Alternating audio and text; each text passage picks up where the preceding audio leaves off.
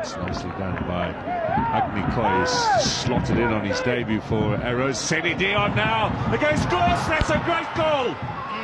That's a great goal from Seni Dion. 5 hours without finding the back of the net. But Arrows have got a huge, all-important away goal here.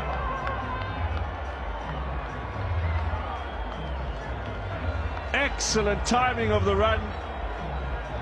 And what a finish from Seni Dion. What a finish indeed. We spoke about the transition that they here to play. Look at the fine ball being played here by Shozi. Look at that. If you look at the wider shot, you'll see that Goss tried to go in first, try to take the ball. Then again, he went back. And I think that actually bought a little bit of a second for Dion to be able to make that, but also a very clinical finish from the top goal scorer last season.